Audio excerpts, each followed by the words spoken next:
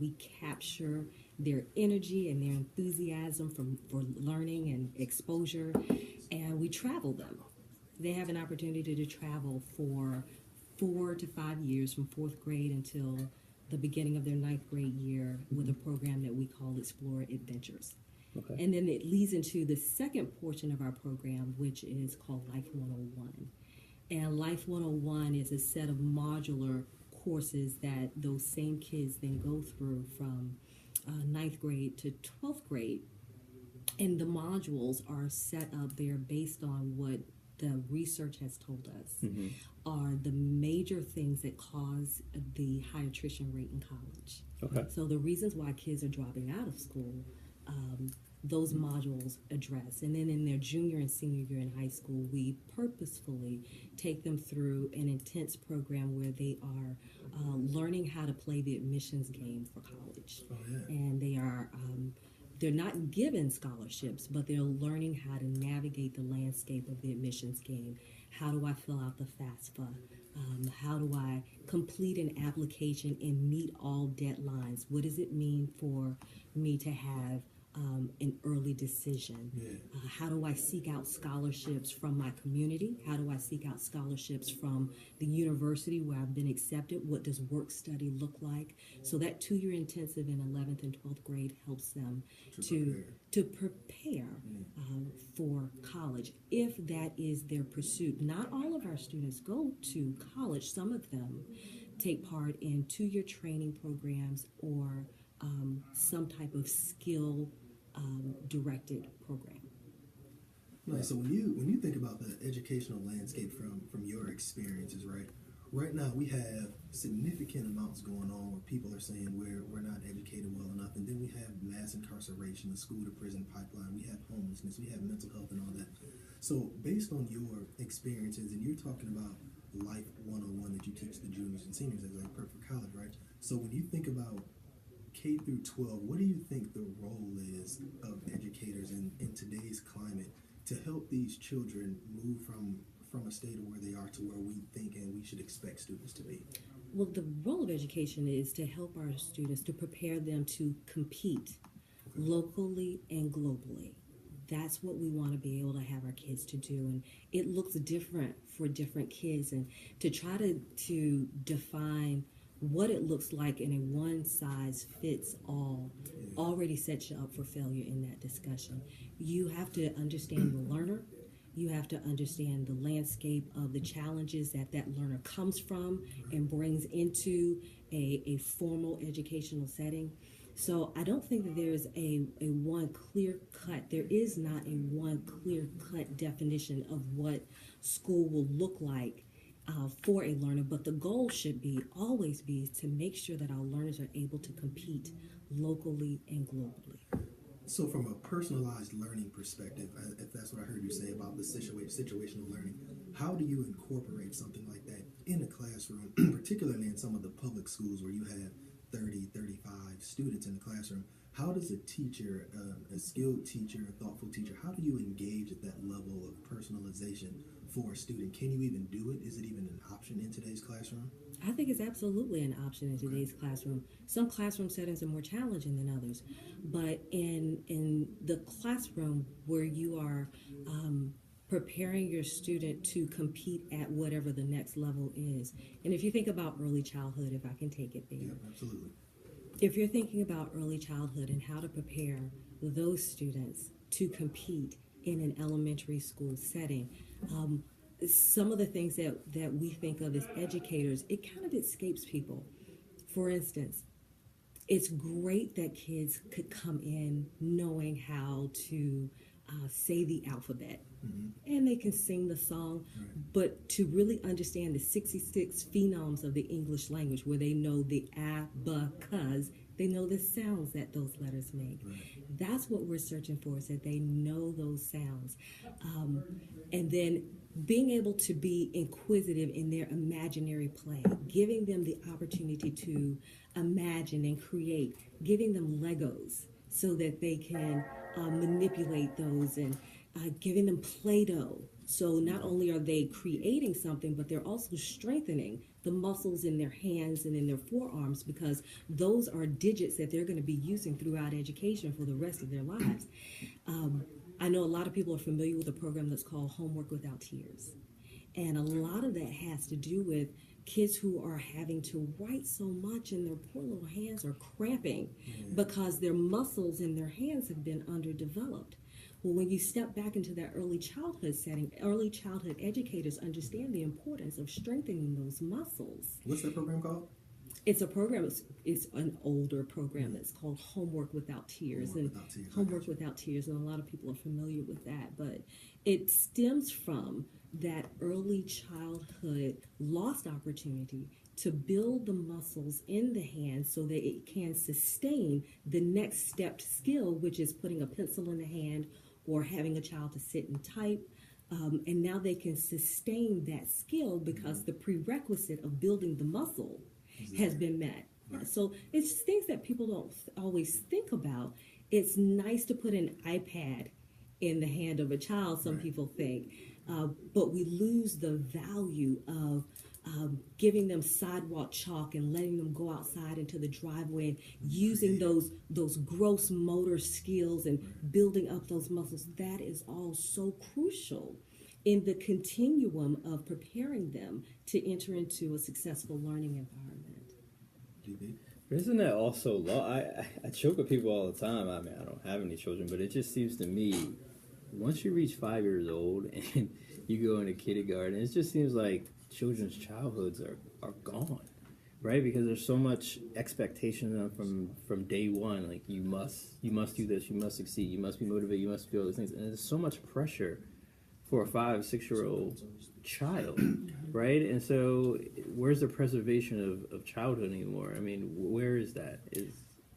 What I say to parents when they have a 5-year-old and they're thinking it's time for kindergarten, and so what is it that we're going to do? You have to look and decide, what is my philosophy of education? And when I understand what my philosophy of education is, then I can better seek out what kind of preschool program or what kind of kindergarten program do I want my child to enter into. And if you're thinking of preserving of that childhood, if that's a part of your educational philosophy, then you may want to really consider a program that is more developmental.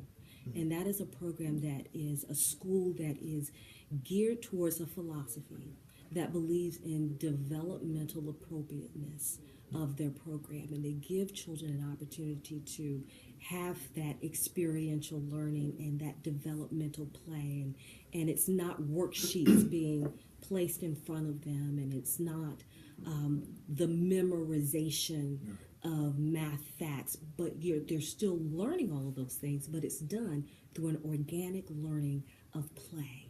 And we want to, in those developmental types of programs, you see play is cherished and play is supported. And a lot of my colleagues and I say this: they're going to play now, or they're going to play later. So they can play on your dime now, or they can play on your dime later. Either way, they're going to play. So you brought up a couple of interesting points when you're talking about experiential knowledge. You've also talked about social intelligence, creative intelligence, as in addition to analytical intelligence, right? So right now we're in the schools where kids are being tested, and all of these things, and they're so very focused on the analytical intelligence piece, sometimes at the expense of the social intelligence and the creative intelligence. So how within the school system can we align these things? Because some of the most creative people that we have are socially intelligent and creative, in addition to analytical, but they had the opportunity to be experiential in their learning. It's almost like you have to fight for it. Okay. Parents have the greatest voice to go into school board meetings, and I know most parents have probably never gone into their local school board meeting, or if it's a private school, going into whatever the system of governing that school is, and making themselves heard and saying, what can we do to showcase the gifts and the talents of those students who may not show their gifts and talents in the same way as those kids who are being driven and motivated by the math and the sciences. Gotcha. and being driven towards those STEM types of paths. But what about that child who's musically inclined? And looks like we have a caller too. Okay. Sorry. Caller, you there? Caller, are you there?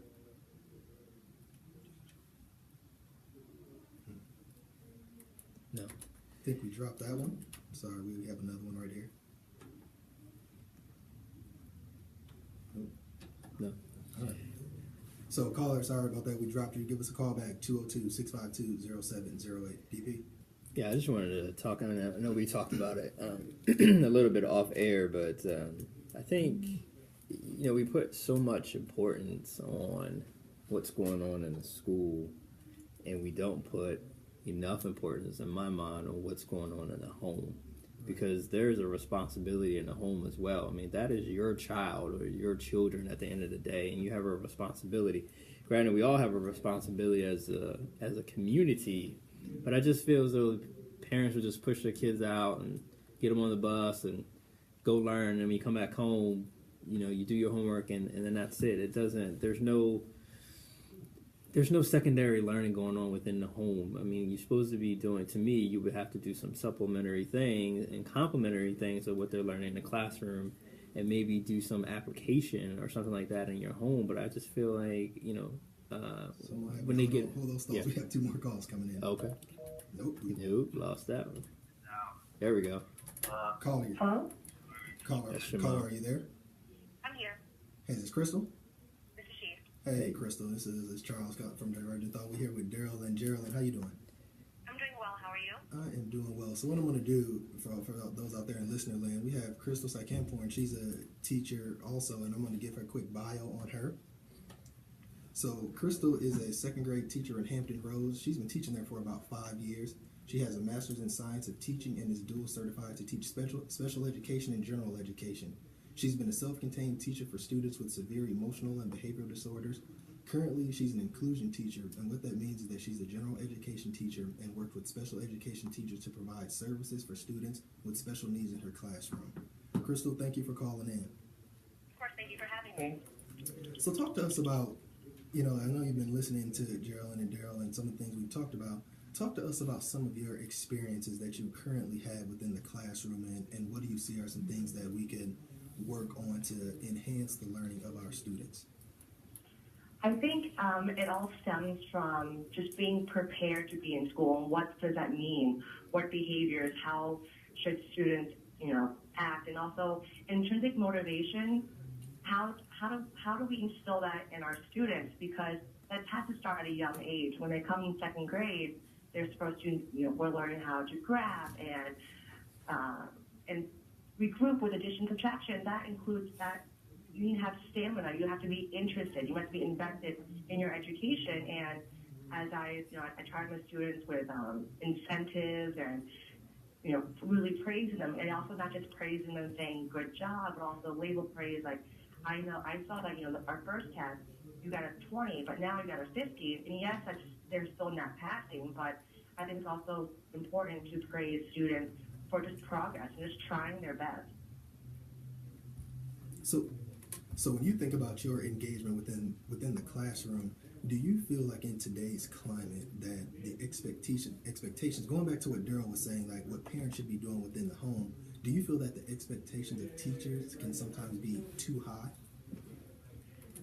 I do. I do believe it can be too high. I work in a Title I school, and I have for my past 5 years of teaching, and it's very different from my coworker, who her children went to one of the best elementary schools in the city. And it's still public school, but there's just a stark difference, even though like the schools are not even 2 miles away from each other. Just the difference is just insane. For example, her children, I should say, when they were in 2nd grade, they had almost an hour of homework, and they were expected to read these passages, and they're expected to work on 30 minutes of word study, going over R control vowels and different phonetics to kind of improve their reading. And at my school, I try to give my students homework, but also it's important for students to play and also to interact with their families and talk about how their day was. And I feel that sometimes we do give too much homework, and we do definitely test a lot. And I don't think that's really conducive to, I don't really know. I think, long story short, I do believe that teachers have really high expectations that sometimes are not realistic, but at the same time, when it's coming down to us that, students need to do X, Y, and Z before they go to third grade or by the end of the month, it's like, what are we supposed to do? I feel like I'm sometimes just stuck. So, Jerylen, jump in and follow up on what Crystal was just talking about, because she piggybacked on what you were saying when she was talking about the play and all of that type of stuff. So, talk to us about how you respond. One of the things that research shows us about the power of resting the brain is that what students have learned in school, when they're given the opportunity to go home and rest their brains, their learning goes from the short-term memory into long-term memory. And when they are overloaded with homework, then the brain misses that opportunity of rest and moving information from short-term memory into long-term memory. That doesn't mean that homework is all bad, but there is a limit for which the brain can absorb information, and the brain requires rest. And so that's a key component. I love what Crystal was saying about that there are times when homework just needs to, you have to back down on that. And when you have, in my experience, a great deal of my experience also is in a Title I school, and it's a vast different environment that those students who are in Title I schools go home to. There's homework help for a lot of those other children who are going home, and someone is asking them when they come through the door, so what do you have for homework tonight? What can I help you with? But think about that home where parents are working multiple jobs just to keep the lights on, and no one is asking that child, what do you have for homework and how can I help you? They're trying to make sure that there's food on the table. They're trying to make sure that the car is running so I can get to my second job later tonight. They're trying to make sure they've got childcare covered overnight so that the parent can go to another job. And so sometimes as educators, we can be disconnected from understanding what life looks like for our student when they go home. And with the expectation of you're going to do homework, well, that just may not be a realistic expectation. I know that's sort of two schools of thought, thinking about children who are going home to a social environment where they may not have an opportunity for help. And then just the overall physiological understanding that our brain needs an opportunity to rest. Yeah. I think that's important too, man, and especially those who may be technology deprived. Lower income homes are not going to have high-speed internet. They're probably not going to have tablets. They're not going to have a lot of those advantages that other kids may have, which will obviously put them at a disadvantage as well. So, Crystal, go ahead, Crystal. Go ahead. No, I'm saying with the internet, we have a program that our district was really pushing on the students, and it's, we do it in class during stations, and students are supposed to go home and also go on the program at home. But a lot of my students, they don't have internet, and a lot of times, I have students who are in transition, and I actually had a discussion with my coworkers, my colleagues. They wanted to put, mandated 30 minutes of this website for homework, and I said, I don't feel comfortable doing that because that's not fair to the students who don't have access to it. I also don't want the students to feel some type of way, like, why can't I do this at home? So when you have those type of situations within the classroom and you know that they don't have the same resources, how do you combat the pressure to continually give internet type assignments or continually have these standards for certain tests when you know that the students aren't necessarily ready yet? How do you neutralize something like that within the classroom?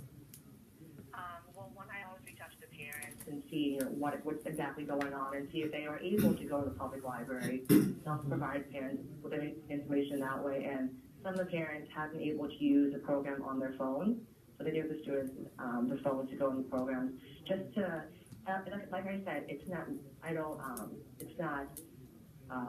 It's strongly suggested. It's not required. And also for students who need extra practice, I make sure I sign up for the computer labs at school so we can go on the computers at school and they know, how to turn the computer on, how to go on different websites and exactly what to do. So I make sure to implement it in my classroom as well, to find like time, whether it's during interventions or remediations or station time, to kind of introduce it, and so they're not left behind, so they know what's going on.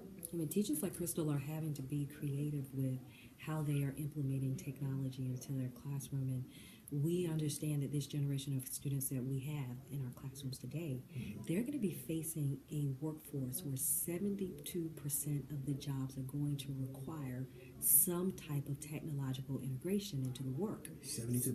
72%. Wow. The students that we are dealing with now, the students who are sitting in her class today, when they are entering the workforce, 72% of the jobs they're facing. So we've got to give them opportunities to experience and to work with technology in their learning. There are ways to do it. Teachers are very creative, whether we are talking to parents and finding out just what do you have available, or we're asking churches, churches that have, there are churches that have computer labs, and there are grants that teachers write for.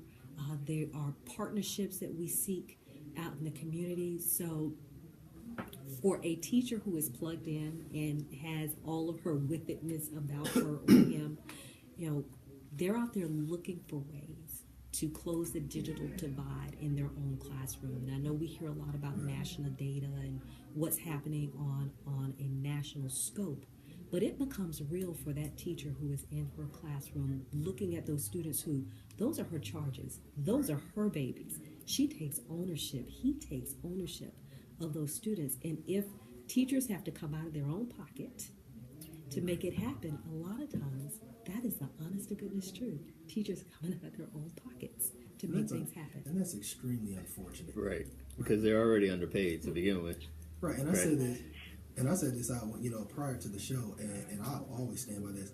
I think teachers should be some of the highest paid individuals in the job market. They're with our kids, 8 hours a day, for months out of the year. Kids are constantly in school, and it concerns me sometimes that you have to go out of your pocket, or Crystal is going out of her pocket to make sure that she can bridge that gap between the low-income students and the high-income students. So, Crystal, is that something that you feel like you've experienced out there in your jurisdiction as well?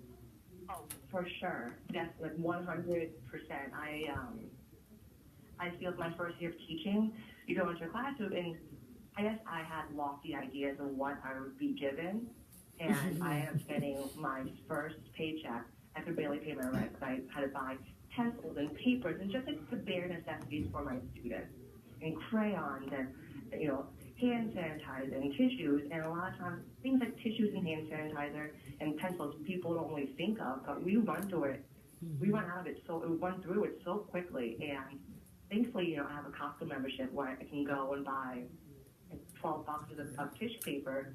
But that's the thing that people don't really think about. I know a lot of my friends have told me, "Oh, you're so lucky. You work from like 8 to 3, and you just go home and you have the summers off." That's not true. I love that one. Teachers have the summers off. No, we don't. We spend 3 months preparing. 8 to 3. I go to school every morning at 7:45.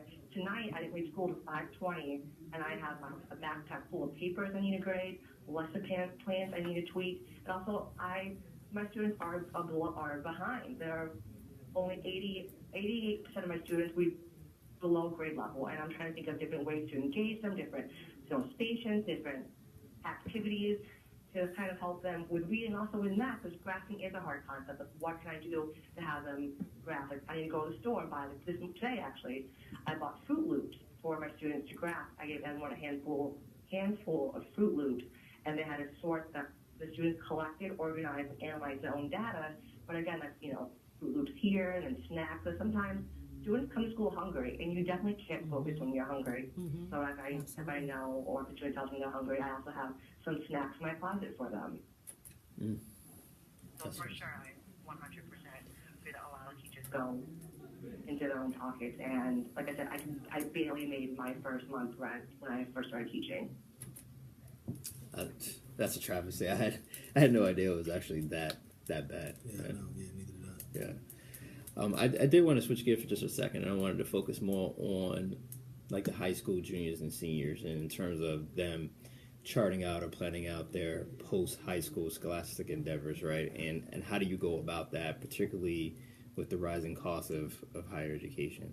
I know some are, saying, okay, look, I have this major, I want to go to this major, I can go to this community college, I can go to this junior college, and I can do it for relatively low cost, maybe even free, just depends, right? But I can do that for 2 years, get my prerequisites out the way, and then enroll into a 4-year program, 4-year school, and finish my last 2 years as a way to not come out of graduation with $100,000 in debt. But what I was reading on, which I thought was very interesting, is that I'm seeing a lot of schools, accredited schools and universities in Europe are trying to lure American students to their schools. They're offering free or almost free scholarships for them to go there. And I think it's a wonderful opportunity. One, it's going to give you that competitive advantage over your cohorts here because, one, you're going to learn another language for sure. You're going to have international contacts that can help you in terms of expanding your network and such. I just think it's a great all-around deal, and I don't think a lot of people know that that's even an option. Are you guys talking like that in your programs or? No, and I want to know more about. No, okay. Yeah, I've never heard that before. I have never. Yeah. It's I don't necessarily say that it's new. I mean, but the cost of it, all you have to do is you're going to pay for an apartment that's going to be fairly close to the school, which is nothing compared to the room and board that you'd be paying here at most universities. And like I said, the tuition is free or almost free because they're giving scholarships because they want American students to go there. So they're trying to lure them in. And I'm saying, why not? Why not go to the accredited school in Germany or France or Spain even? Even for grad school, a good friend of mine, he got his MBA in Barcelona. So I think we should also look outside the United States. And you're talking about, what's a differentiator between you and your peers? That's going to be one. Have another language on your belt. Absolutely. You have international contacts. And you have an overall better, not to say better experience, but definitely a different experience than your peers, which could help you set you apart. Absolutely. Experience is sometimes the thing that separates the child who is successful, and I say child, I'm thinking of high schoolers as well, the one who is successful and the one who isn't. It's just those experiences that they've had that have enriched their vocabulary, it has enriched their expectations, it has enriched their desires. And should we have to leave the shores of America to make that happen? Yeah, we shouldn't. No, we shouldn't. Can we do better? No, you shouldn't. But the option is there. I think about the opportunity that we have in this area, in the Northern Virginia area. We have a wonderful community college system here, and the in-state tuition, room and board in the Commonwealth of Virginia is the average cost is about $21,000 a semester, as opposed to going to our local community college, which is about $4,000 depending on the number of credit hours that you're taking. So that's a huge difference. One of the other things in our foundation that we gear our students' thinking towards is seeing the pursuit of a degree, if that's the route that you want to go, gearing your thoughts beyond a 4-year experience. Is that in 4 years, you're going to be 21, 22 years old and deeply in debt after having pursued this degree. But if you see this as a 6-year venture and you back yourself down with the number of hours that you are taking, increase the number of hours that you are working, maybe you're not living on campus, you start out at a 2-year local community college and then transfer into one of the bridging universities where you don't have to have your SAT or ACT scores. They accept you after you're having successfully completed whatever the prerequisites are for that particular community college's relationship with that particular 4-year university. So getting our students to see that whole pursuit of a bachelor's degree is not just a 4-year endeavor, But look at it as a 6-year endeavor. And in 6 years, hey, you're still in your very early 20s. Absolutely. You know, your frontal lobe still hasn't fully developed. Right. Judgment is not all still together there. You still have a long life ahead of you, and you are in much less debt or no debt if you have planned it. So that's one of the things that we do with our juniors and seniors, and just planting that seed of thought from the very beginning that it doesn't have to be 4 years. You know, one of the things that we have looked at in our research is that 11 years ago when we started this organization, the bedrock research that we used came from the professor emeritus of the University of North Carolina at Chapel Hill. His name is Dr. James, his name is escaping me now.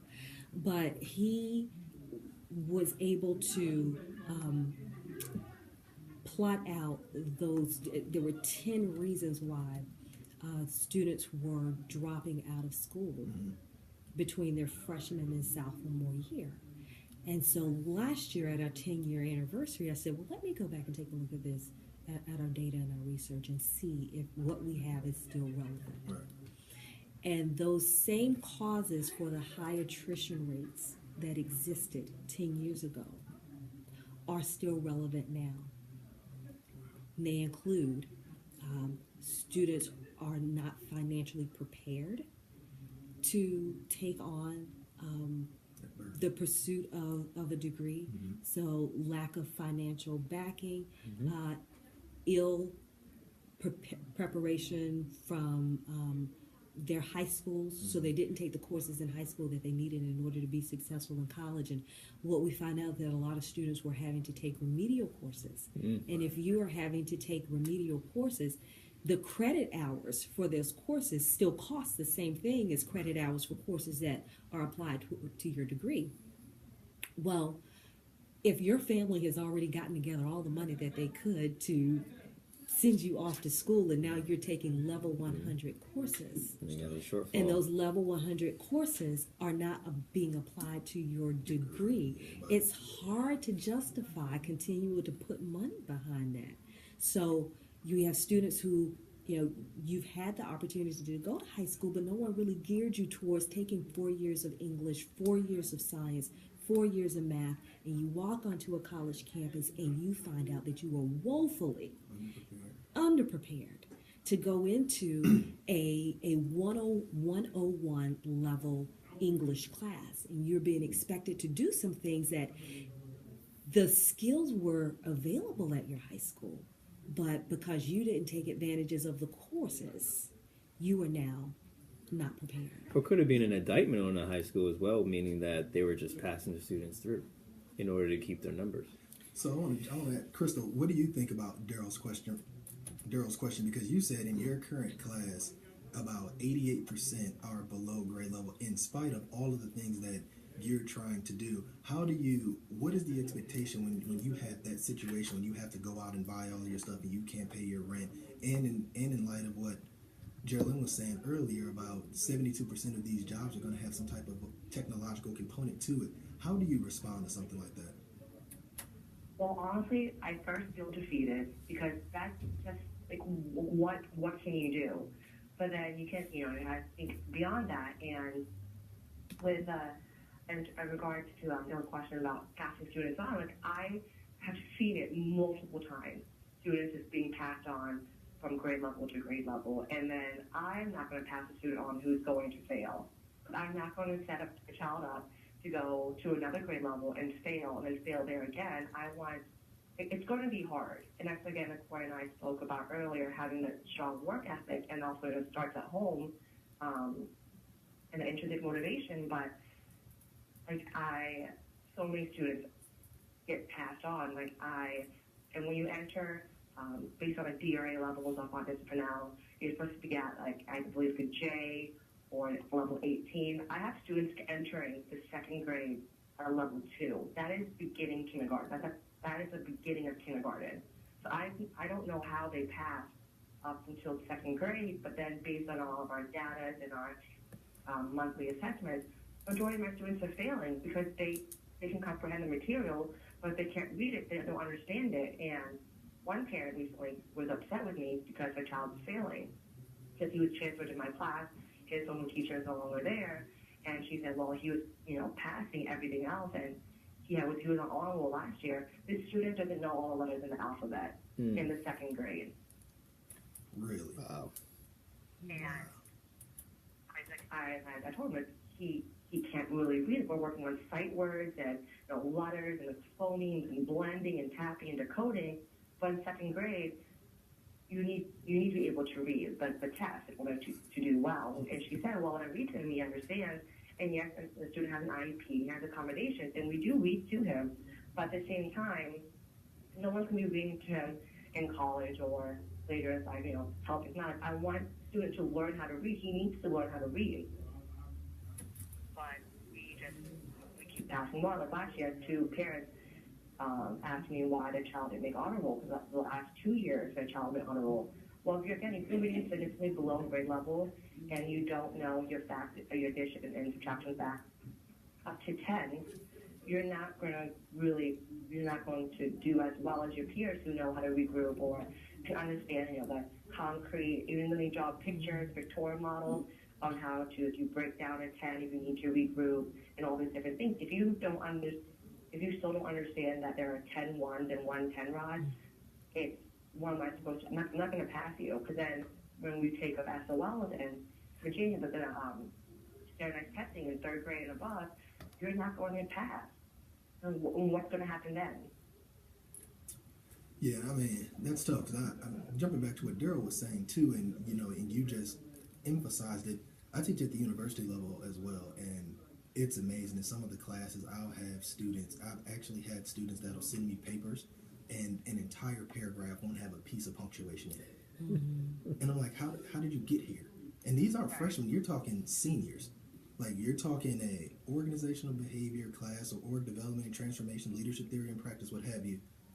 And you will send it a college level course. So going back to Daryl's statement, it said that sometimes it can be an indictment of the American education system and not necessarily the teachers, because you're doing all you can to get a kid who's coming to your class who's, however old you are in 2nd grade, 7 years old, who's not even reading at a kindergarten level. You're saying 72% our technological jobs are coming. 88% of the people in this particular class aren't prepared to go.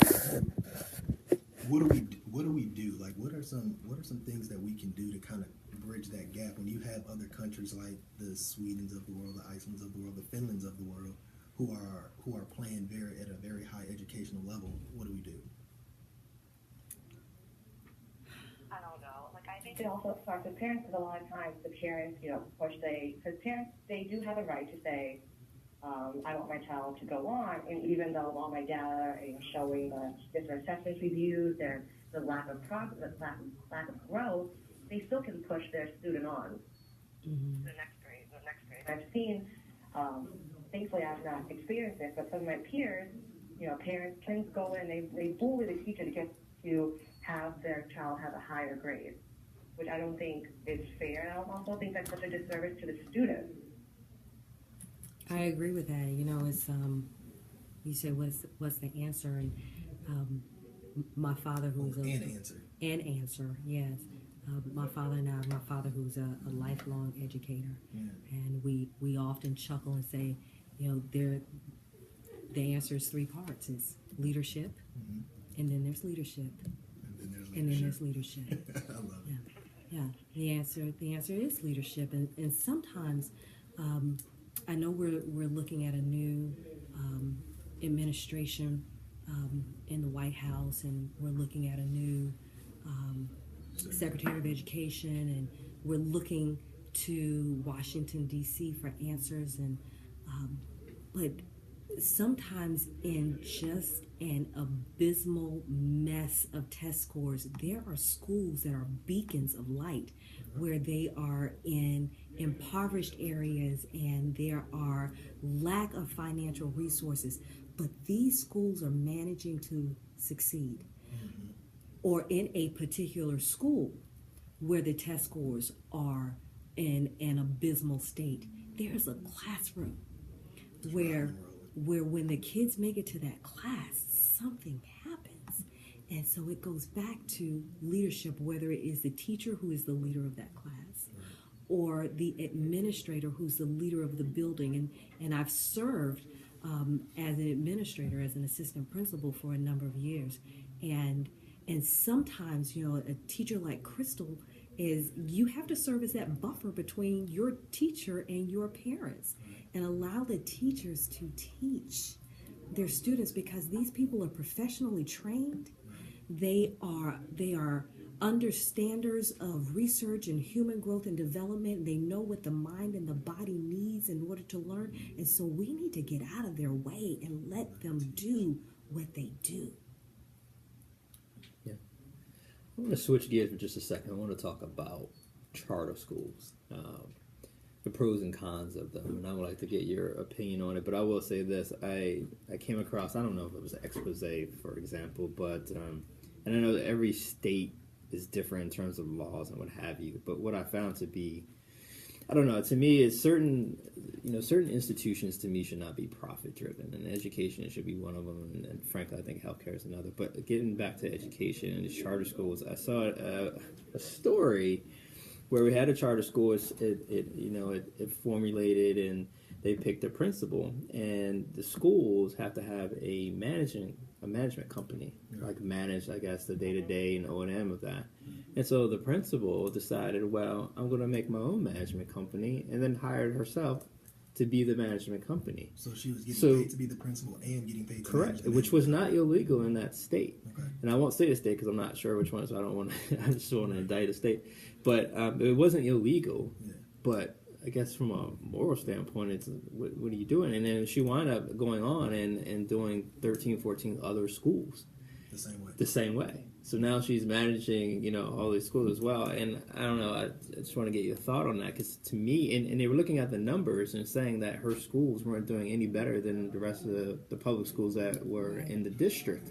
In fact, it was for every school that she added, it was like they kept doing worse and worse, because, it was more of a profit thing than anything else. It was profit over education. So I just wanted to get your thoughts on that. I was going to say, if it was working, then let's look at the elements that were being employed that weren't.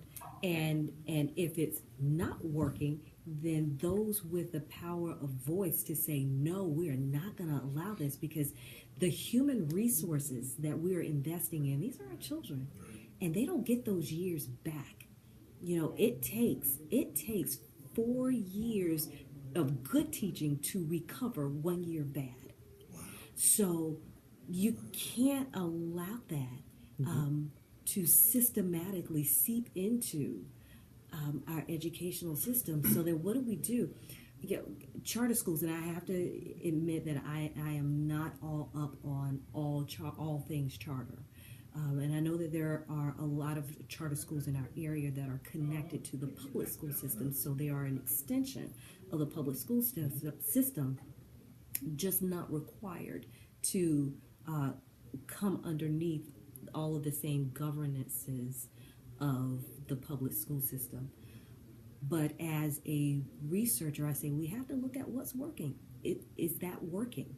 We have to look outside of our borders and find out what are the elements of success that are being employed in schools within our state, around our nation, and around our world, and what are those elements that we can then employ here in order to ensure the success of our students. We were talking earlier off the air about how the expectations at home used to be different, and parents who had little to no formal education, very well educated, but very wise, but little to no formal education, were able to raise these children with the expectation that you will pursue education. And you will pursue it tenaciously. Because I said so. Right, it's not an option. We need to not be afraid of the element of because I said so. Right. I often tell my children, because they are in a very diverse school environment, I say, you know what, baby, I'm sorry, you drew the black mama card. And we just don't play that game around here. Right. We don't disrespect mamas. Right. When we're walking into the school every day, a part of their social character is you honor every adult you encounter. I don't care who it is. Yes, ma'am. So No, my ma'am. Yes, sir. No, sir. absolutely. So my girls hold the door for every teacher who's walking into the building with us. Right. And sometimes the teachers try to reach behind them and hold the door, and they'll shake their heads and they'll say, "No, ma'am, I want to honor you." So it is understanding sort of that pecking order of life is that you need to honor those people who are in positions of authority.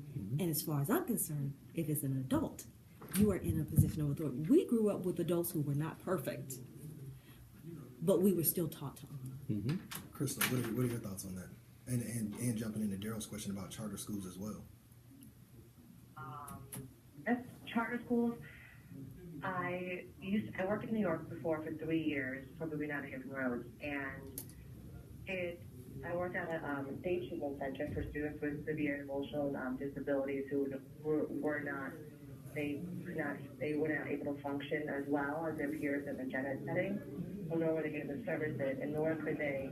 Their behaviors were so extreme that they also were not able to participate in the special ed setting. So they came to a day treatment center, and I think it was after November, our enrollment always went up. So at that time, charter schools, they had until November to kick students out based on behaviors or, breaking the contract and whatnot. So we had an influx of new students November on. And the downside of that is charter schools, they also, schools, you get a certain amount of money allotted per child. However, based on from November, the charter schools were able to keep that money for that student, even though that student was no longer being no longer attending that school, which I thought was ridiculous. Like, how could a school where this child does not attend keep the money that was allotted for them in order to buy supplies, in order to get the books and get what they need to succeed?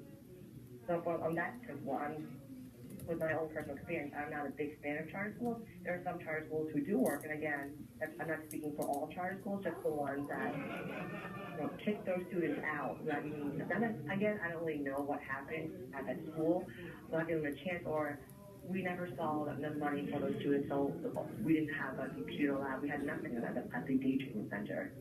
Crystal, was your... Thankfully, programs we donors choose are able to get, fidget toys and seats and different materials for students to get the energy out. Also, it's have kind of a safe place for them to escape when they became upset. Was your charter school connected with the public school system? In New York, yes. It was. Yes.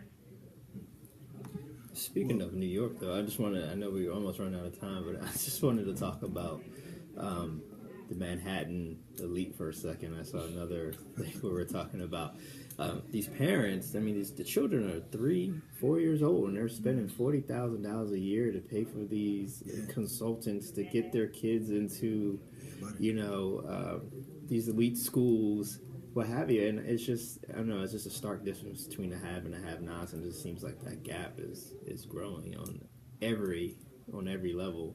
And I feel like, right now we're dealing with racism as it relates to dividing people, but I think it's going to be more socioeconomic status here coming up, like what school did you go to, what college did you go to, because if you can pay $150,000 to go to college, barring you getting student loans, there's a stark difference between that family who can send their child to school versus someone who can't. So then how do you balance the socioeconomic elements of it that says I'm better than you because I came up in this aristocracy versus being part of the proletariat?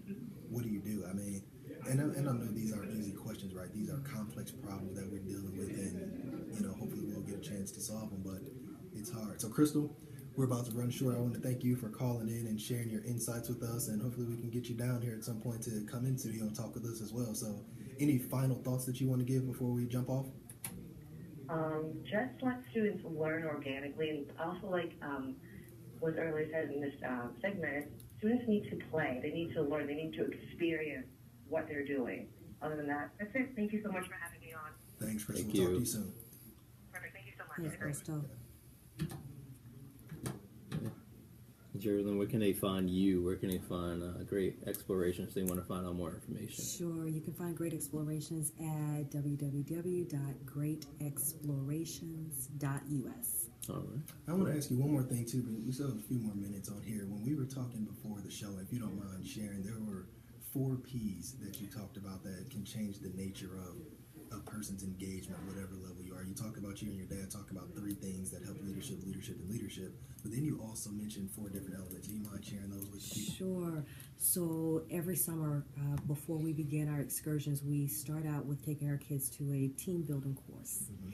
And that is where we introduce the 4 P's. And the first P is plan. There's always got to be a plan. And then you practice that plan. And you don't deviate from it. You give it a chance to work. And so you're patient with that plan. So you have a plan, you practice it, you are patient with its execution, and then you are persistent.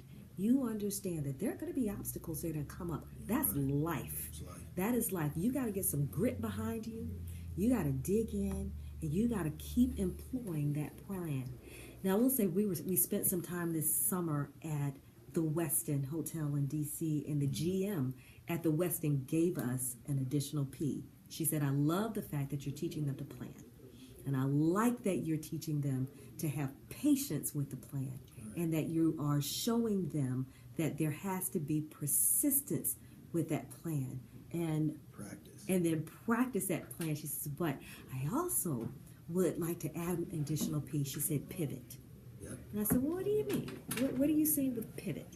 She says, what I mean by pivot is that there comes a time when you have to take your plan and adjust it just a little bit. And you have to know when to pivot away from the current course that you're on. And so with the kids who are in our program, every destination during our summer, we give a briefing. We talk about where it is that we're going, the kind of vocabulary that they're going to hear at that place. If it's the MITRE Corporation, what are some of the scientific terms you're going to hear? Who are some of the people you're going to encounter and the things you're going to do? And when we're done for the day, we sit down and we debrief, and we look for evidence of planning. We look for evidence of practicing that plan, evidence of patience and persistence, and pivoting if necessary. And we do that every place we go, so that they see these multifaceted careers from different perspectives, but always through the lens of those P's. I got it. So plan, practice, persist, be patient, and necessary pivot. Yes. DP, what's up? I like that. No, I think we only have like 2 minutes left, so I just want to say we're looking forward to next month. Our next show will be our 6-month anniversary. Congratulations. Right? Yeah, that'd be great. It's also the start of our Black History Month celebration, so we're going to be doing things a little bit differently all month long. We're going to have inspired sessions with Sasha Nicole on the 15th, and then actually next week we're going to be hosting a local artist, Blake Holmes. He's going to be here for 20 minutes or so. I'm talking to him and showing off his lyrical talent, so look forward to that. Anything else for this week, my friend? No, man, I just want to thank y'all for listening to Divergent Thought. Jerylen, thank you for coming and talking to us. Crystal, again, thank you for calling in. So again, call in, talk to us next week. We'll be talking about the future of hip-hop, and again, as it relates to the educational landscape with the kids, like you said, let them play, let them have fun. Talk about analytical intelligence, social intelligence, creative intelligence, and turn your kids into leaders. So until next time, we love y'all. Treat everybody right. Talk to you soon. All right. Peace.